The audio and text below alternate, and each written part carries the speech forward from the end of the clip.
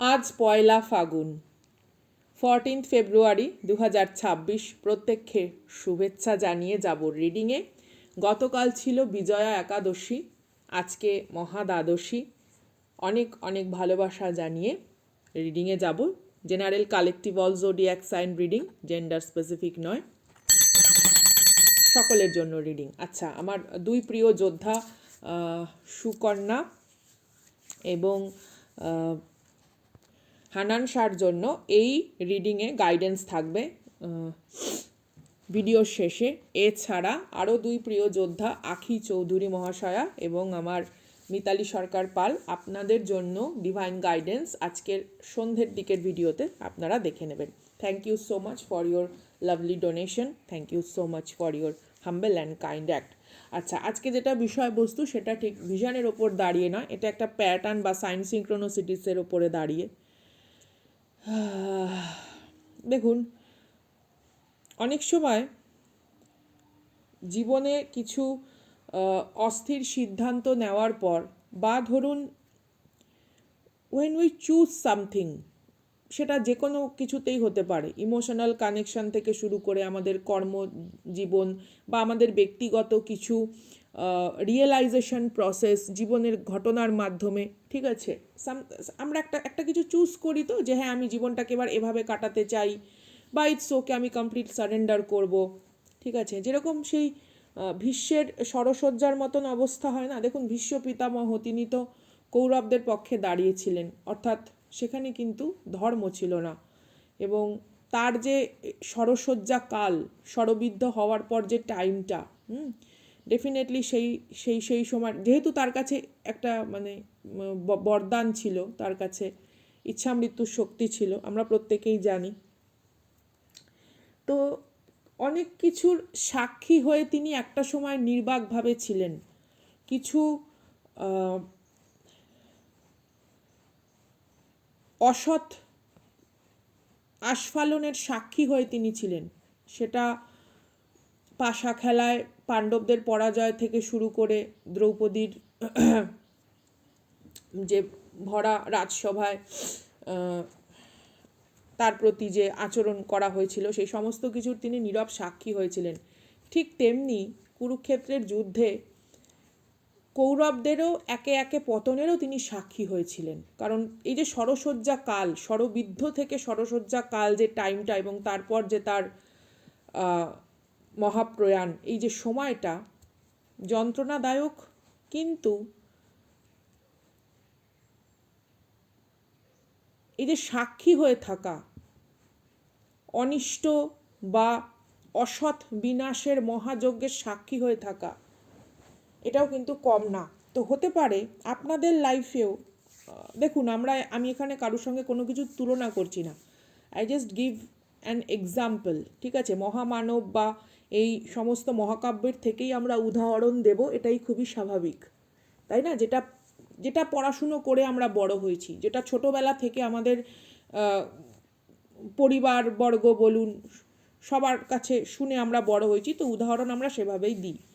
অনেক সময় আমাদের বিরুদ্ধে যারা অন্যায় করে, আমাদের বিরুদ্ধে যারা কোনো রকম অসৎ ষড়যন্ত্র করে, তাদের পতনের সাক্ষী হওয়ার জন্য হতে পারে আমাদেরও কিছু সাময়িক ডিফিকাল্ট ফেজ লাইফে পার করতে হয়। দেখুন, আমি এখানে বলছি না যে আমরা প্রতিহিংসা পরায়ণ হয়ে কারুর অবনতি চাইব, সেটা নয়, কিন্তু ঈশ্বরের পক্ষে বা আমাদের আবেগী হাহাকার প্রাণ একসময় চায়, কিছু ন্যায় বিচার আশা করে, ঈশ্বরের থেকে ন্যায় বিচার আশা করে, কিন্তু এটাও আমাদের বুঝতে হবে যে ওই কখনো কখনো ন্যায় বিচার পাওয়ার জন্য বা ইউনিভার্সের থেকে যে জিনিসটা আমরা ডিম্যান্ড, ডিজার্ভ বা স্পিরিচুয়াল রাইটস বা অধিকার বলুন পাওয়ার জন্য, আমাদেরও কিন্তু কিছু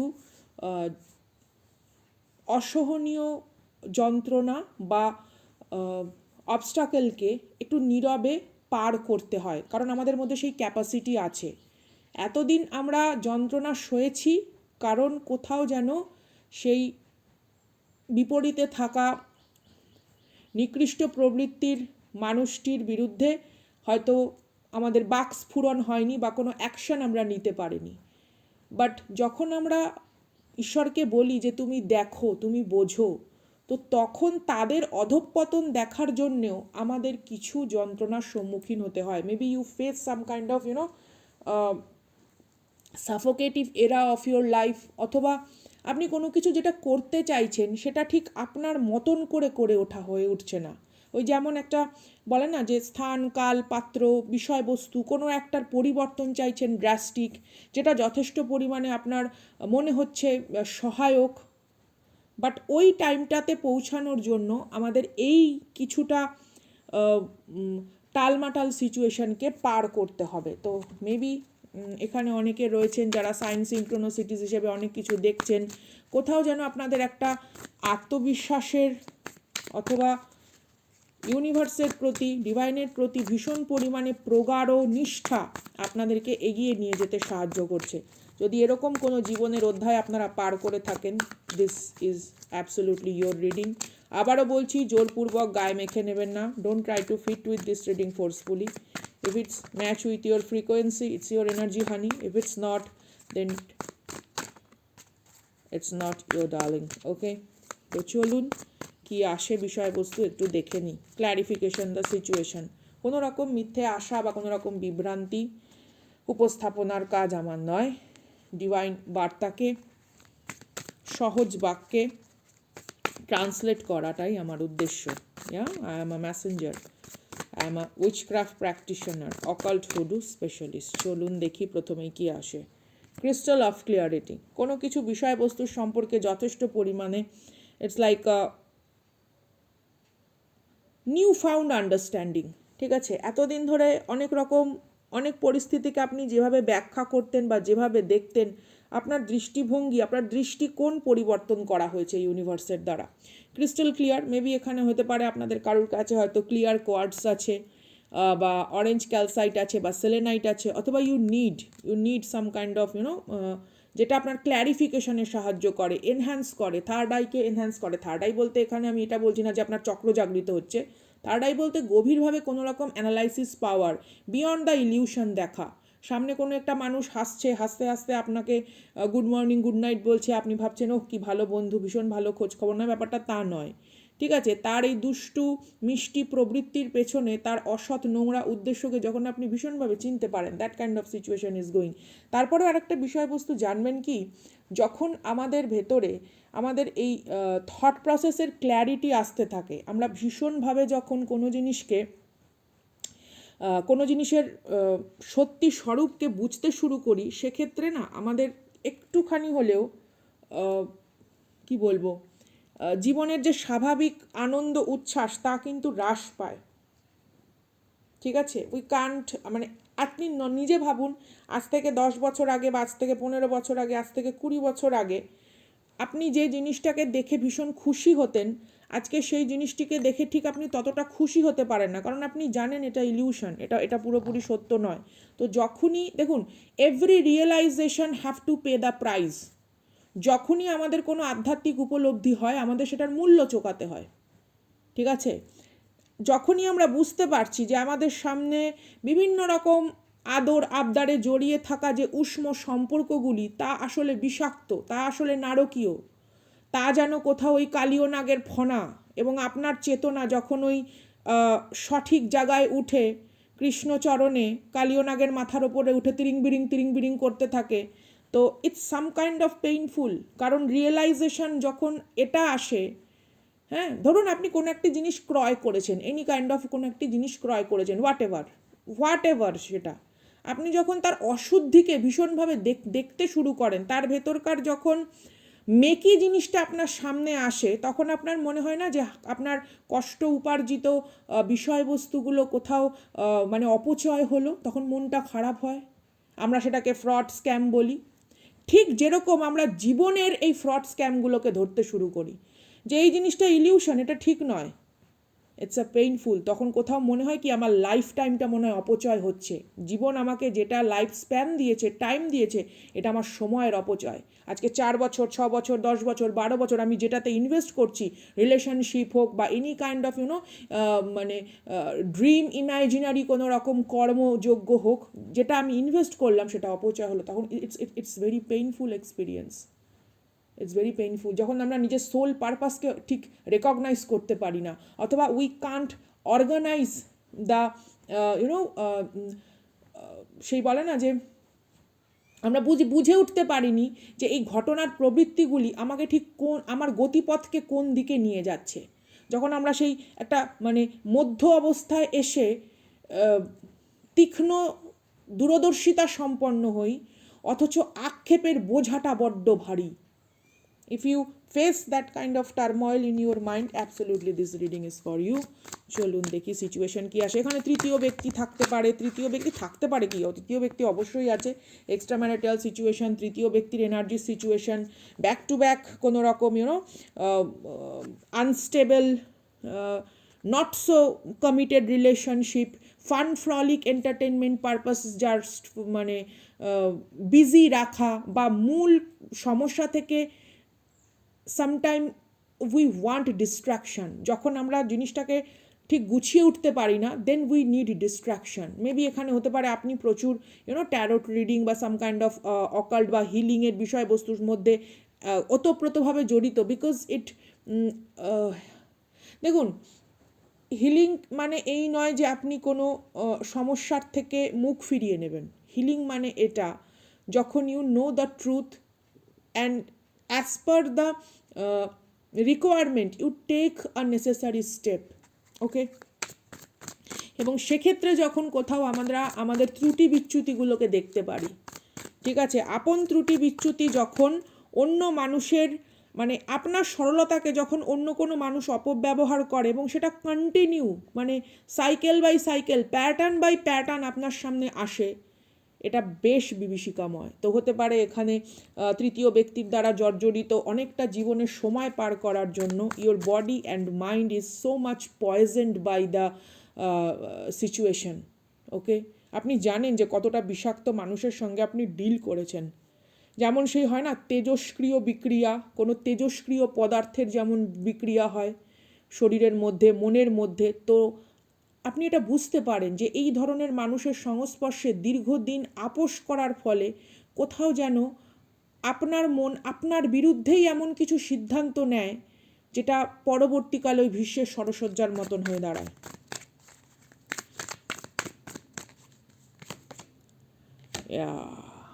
What I told.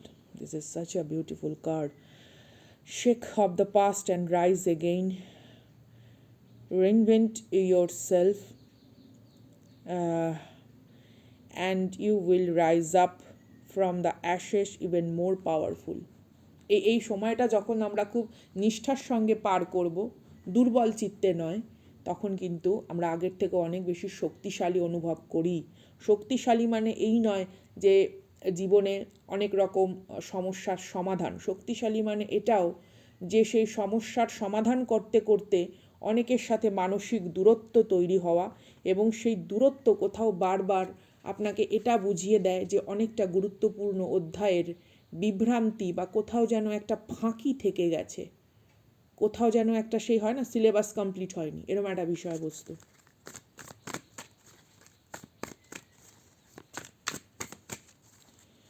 মায়ার জগতে মানুষ এত বিভ্রান্ত হয়, এত শক্তিশালী মায়া, it's like oh my God, slow climb. You are getting there one steady step at a time with a little bit of effort. তো এখন আপনাকে যে কোনোভাবেই আপনি জীবনে যেগুলো করছেন, ঠিক আছে, সেটা হিলিং প্রসিডিওর বা কোনো রকম স্পিরিচুয়াল অ্যাক্টিভিটিতে ইনভলভ থাকা, বা ধরুন আমরা বলি না যে টক্সিক ক্লেনজিং, ডিটক্সিফিকেশন, বা আগামী দিনের পরিস্থিতি সম্পর্কে বা আগামী দিনের স্বপ্ন আশা আকাঙ্ক্ষাকে নিয়ে অনেকটা পজিটিভ থাকা। বাট ইউনিভার্স আপনাকে বলছে ছোট ছোট স্টেপ নিন, ধীরে ধীরে এগোন, কারণ আপনার প্রত্যেকটা পদক্ষেপ না এখনও পাস্টের কিছু আঘাতপ্রাপ্তের কণিকা অংশকে বয়ে নিয়ে বেড়াচ্ছে, and it's so heavy, it's so heavy. যেমন ধরুন আপনি একটা রান্না করেছেন, প্রচণ্ড গরম রান্না, আপনি সেটা নিশ্চয়ই খেতে পারবেন না, রান্নাটা আমরা নামিয়ে রাখি। অনেক ক্ষেত্রে এমন অনেক রকম খাবার তৈরি করি, যেমন কেক, আইসক্রিম, সেটা আমাদের রেফ্রিজারেটরে রাখার প্রয়োজন হয়, তারপরে আমরা খাদ্য উপযোগী হয়ে তারপর সেটা আমরা খাই। তো অলরেডি ইউনিভার্স এখানে আপনাকে এমনভাবে গড়ে তুলেছেন, বাট এটা না একটুখানি ওই ওই সেট পজিশন বলে না, যে একটু কেকটা সেট হতে দাও, আমি সবে গার্নিশিং করলাম, হ্যাঁ, তো ওই টাইমটা একটুখানি দরকার। Rest and rejuvenation, রেজারাকশন, slow claim, ধীরে চলুন। বা ধরুন আমরা এখানে যারা রয়েছি ফেমিনাইন এনার্জি, আমারও সন্তান আছে, তো আমরা যখন একদম ধরুন আপনার সন্তানের বা যখন আমাদের সন্তানের 2-3 মাস বয়স ছিল, তো তখন আমরা কীরকমভাবে শরীরের খেয়াল রেখেছি, তার খেয়াল রেখেছি, তো ওই রকম একটা বিষয়বস্তু যখন একটা নতুন কিছুর জন্ম হয়, নতুন একটা সত্তা যখন আসে, তো একটুখানি পারিপার্শ্বিক বিষয়বস্তুর সঙ্গে need to be adjust, need to merge the energy. হতে পারে এখানে অনেকেই স্বপ্ন, আশা, আকাঙ্ক্ষা, নতুন জীবন বা নতুন কোনো কর্মকে অন্য রকমভাবে করার প্রত্যেকটা প্রচেষ্টা করছেন, তো ব্যস্ত বা বিব্রত হবেন না। ওকে, টেক আ লিটল স্টেপ এবং তার ভেতরে স্যাটিসফ্যাকশন খোঁজার চেষ্টা করুন। ফাস্ট প্রোগ্রেস আপনার লাইফে অবভিয়াসলি আসছে, বাট এখন এই মুহূর্তে ধীরে ধীরে আপনাকে এগোতে হবে। এবং এটা মাথায় রাখবেন, ইউনিভার্স আপনার জীবনে যে ঘটনাগুলো ঘটিয়েছে, সেটা আগামী দিনে আপনার দুর্দান্ত প্রগতিকে সাপোর্ট করবে। That's why valley of shadows, এখন আপনার এই কিছু শ্যাডো পার্ট, কিছু কি বলবো, some kind of fear, anxiety, toxicity, এগুলো স্টিল এখনও রিলিজ হচ্ছে। তো take a baby step in your life and go ahead with full potential. আমরা যাব, আমাদের প্রস্তুতি পর্ব হয়ে গেছে, সমস্ত কিছু কমপ্লিট হয়ে গেছে। ওকে, ইউনিভার্স আপনাকে এটা বারবার বোঝাচ্ছে। মেবি আপনার লাইফে নিউ রিলেশনশিপ আসতে চলেছে, বা নিউ কোনো রকম রেসপন্সিবিলিটি আসতে চলেছে। কর্মের প্রসার হলে পরিশ্রম উত্তরোত্তর বৃদ্ধি হয় সমানুপাতিকভাবে, তখন আপনাকে আরও অনেক রেসপন্সিবিলিটি নিতে হয়। বাট এখন এই মুহূর্তে একটুখানি নিজেকে কোথাও একটু গুছিয়ে নিন। হ্যাঁ, হতে পারে আপনার বাইরের প্রোগ্রেস আপনাকে ততটা সন্তুষ্ট করতে পারছে না, কিন্তু আন্তরিকভাবে নিজেকে আরও অনেক বেশি ব্যাপ্তি আকারে প্রসারের জন্য এই মুহূর্তে rest and rejuvenation is needed. হতে পারে তৃতীয় ব্যক্তি সত্যি আপনাকে কোথাও আন্দোলিত করেছে, বা আপনি কোনো একটা সিদ্ধান্ত নিতে চেয়েও হয়তো 1-2 বছর ধরে পিছিয়ে আসছেন, আপনি ডিলে করছেন যে না ঠিক আছে চলো সম্পর্কটিকে আরেকটু সময় দিই, কিন্তু আলটিমেট যখন আপনার সাবকনসিয়াস মাইন্ড ভালো মতন বুঝতে পারে যে এখানে কোনো প্রাণের চিহ্ন নেই, এখানে আপনাকে লড়ে নিজেকে বাঁচতে হবে, তখন কনসাস মাইন্ড নিজেকে কিছুটা গুছিয়ে নেয়, and that the moment magic happens. Okay, তো নিজের প্রতি একটু কোথাও শ্রদ্ধা, সম্মান, আত্মিক, আমি এখানে স্বার্থপর কাউকে হতে বলছি না, but it's like respect your struggle, respect your pain. Respect মানে কখনোই ইগোকে ইন্ধন যোগানো নয়, রেসপেক্ট মানে নিজের বিষয়বস্তুগুলোকে খুব সুচারুরূপে বোঝা, হতাশাকে দূরে সরিয়ে কোথাও একটু সুচারুরূপে বোঝা। চলুন দেখি সিচুয়েশনের গাইডেন্স হিসেবে কি আসে, আউটকাম হিসেবে কি আসে। আপনাদের লাইফে অনেক রকম কি বলবো শুভ এনার্জি অবভিয়াসলি আসবে, একটু আমাদের ধৈর্য বিশ্বাসটা রাখতে হবে, কারোর ওপর না হয় ইউনিভার্সের ওপরে। Balancing love and responsibilities or juggling multiple partners. দেখুন এখানে জাগলিং মাল্টিপল পার্টনার্স বলতে এখানে এমন হয় না যে অ্যাট এ টাইমে অনেকটা দায়িত্ব পালন করতে হয়।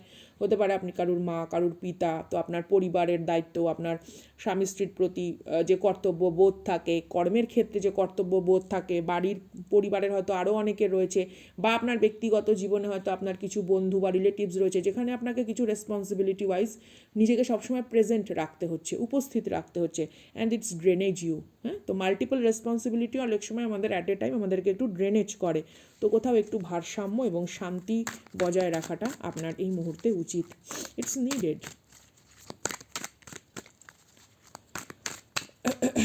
চলুন দেখি কি আসে।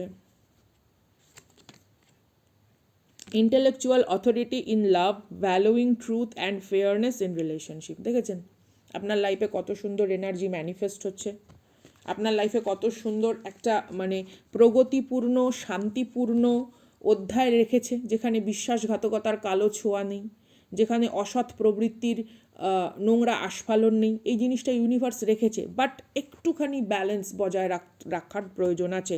ইন্টেলেকচুয়াল অথরিটি শব্দটাই শুনুন কতটা পাওয়ারফুল, কতটা ডিপ ডাউন গিয়ে বলা হয়েছে।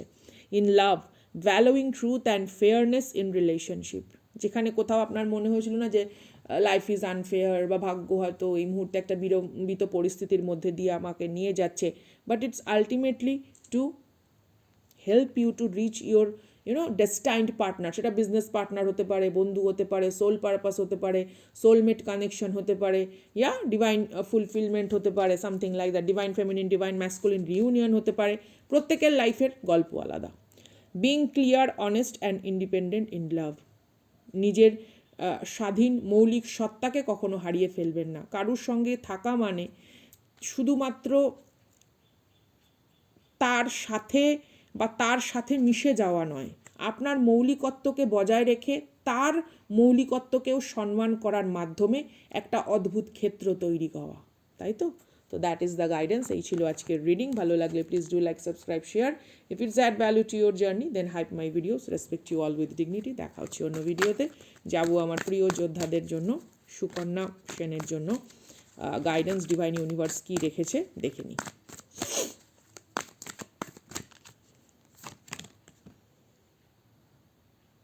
Truth.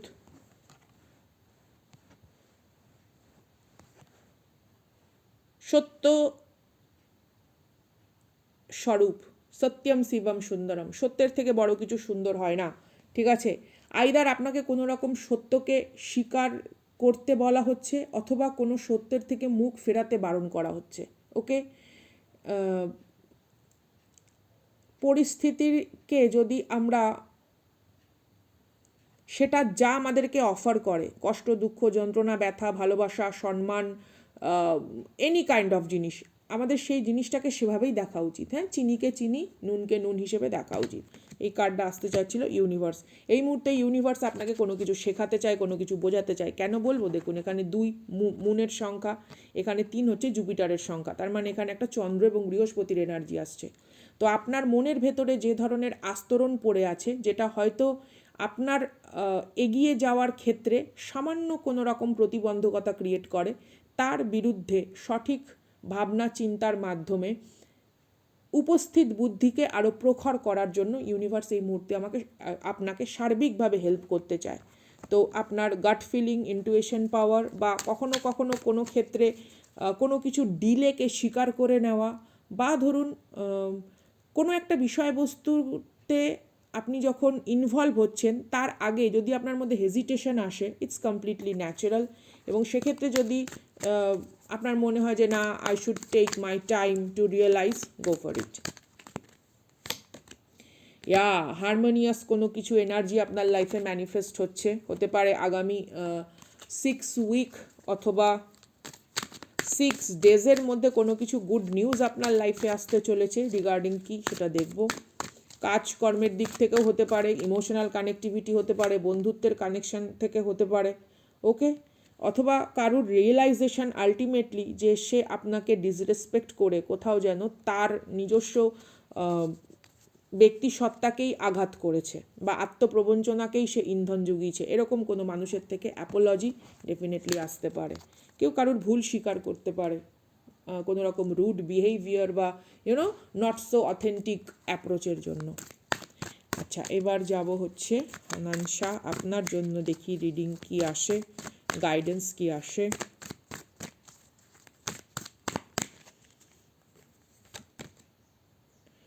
Oh my God, this is awesome. আচ্ছা, প্রথম কথা হচ্ছে, দেখুন একটা জিনিস বোঝার চেষ্টা করুন। আপনার গুরু, বা ধরুন আপনার মাইন্ড ইজ ইয়োর মাস্টার। তো আপনার নিয়ন্ত্রণ আপনি অন্য কারুর হাতে দিতে পারেন না। হ্যাঁ, এটা ইউনিভার্স কখনোই আপনাকে শেখায়নি বা শেখায় না, কোনো সময়তেই সেটা চায় না। Your mind is your master. আপনার সিদ্ধান্ত, আপনার ভালো লাগা, আপনার জীবনে বেঁচে থাকার আশা আকাঙ্ক্ষা, অ্যাম্বিশন, হোয়াট এভার যাই হোক না কেন, তার নিয়ন্ত্রণ কখনো অন্যের হাতে দেওয়াটা উচিত নয়। তো দেখুন তো আপনি কি আপনার খুশি, শান্তি, এই সমস্ত কিছুর নিয়ন্ত্রণ এমন কোনো হাতে দিয়েছেন যা তথাকথিতভাবে বিশ্বাসযোগ্য নয়? প্রথম যেটা কার্ড এসছে সেটা এখানে দেখুন সানের এনার্জি, মার্কিউর এনার্জি এবং ভেনাসের এনার্জি রয়েছে। তো ভেনাস ইজ আওয়ার লাক্সারি, সান আমাদের অথরিটি, আমাদের সোলকে বোঝায়, 5 আমাদের ইন্টেলিজেন্সকে বোঝায়।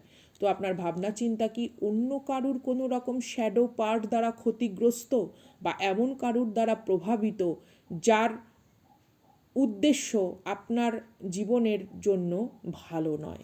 এমন কোনো মানুষের হাতে কোনো কিছু নিয়ন্ত্রণ দেওয়া মানে কোথাও সৌভাগ্যকে বিসর্জন দেওয়া। সো বি ভেরি মাইন্ডফুল এবং দেখুন পারিপার্শ্বিকতায় কি আসে। চলুন দেখব। ব্লসম, আপনি আপনার পরিস্ফুরণ, আপনি আপনার যে আলোকিত ঊর্জার যে ক্রিয়েটিভ ফোর্স, সেই ফোর্সকে পূর্ণতা প্রকাশ্যে বা পরিবেশের ভেতরে বাস্তবের রূপ দিতে ততক্ষণ পারবেন না যতক্ষণ কোনো অসৎ উপায় অবলম্বন করে কেউ আপনার সমস্ত কিছুকে নিয়ন্ত্রণ করছে। ঠিক আছে? তো সেই রকম একটা জিনিসকে, কোনো কিছুকে রিলিজ করা দরকার, কোনো কিছুকে লেট গো করা দরকার। এটা আপনার ওন ফিয়ার, অ্যাংজাইটিও হতে পারে, অথবা আপনার কোনো জিনিসকে ভুলভাবে ব্যাখ্যা করার প্রবণতা।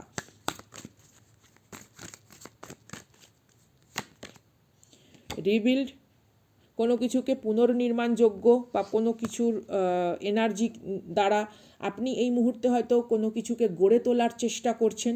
তো এই গড়ে তোলার প্রচেষ্টায় ভাঙনকারীর কোনো হস্তক্ষেপ যাতে না হয় সেই জিনিসটা একটুখানি দেখুন। And listen, okay, bottom of the deck find balance, এখানে এসছে লিসেন। লিসেন বলতে দেখুন এখানে একটা ফ্রিকোয়েন্সি ভাইব্রেশন রয়েছে। তো এটা ইউনিভার্সাল গাইডেন্স হতে পারে, অথবা আপনার ইনার মাইন্ড আপনাকে কোনো কিছু জানানোর চেষ্টা করতে পারে। সাবকনসিয়াস মাইন্ড আপনাকে কনসিয়াসলি কোনো কিছু জানানোর চেষ্টা করতে পারে যে তোমার বা আপনার লাইফে এখনও যে সমস্ত নিয়ন্ত্রণকারী হাত আছে বা অভিযোগকারী অনুযোগকারী সত্তা আছে তা তোমার আগামী দিনের পুনর্নির্মাণের বাধা সৃষ্টিকারী। So release them with respect. তো এই ছিল গাইডেন্স। মুহূর্তের ডাকে আমি Sangita, my spiritual pirates, my lovable volcano gang. You are so precious like a time, that's why I called every moment is precious. Tara.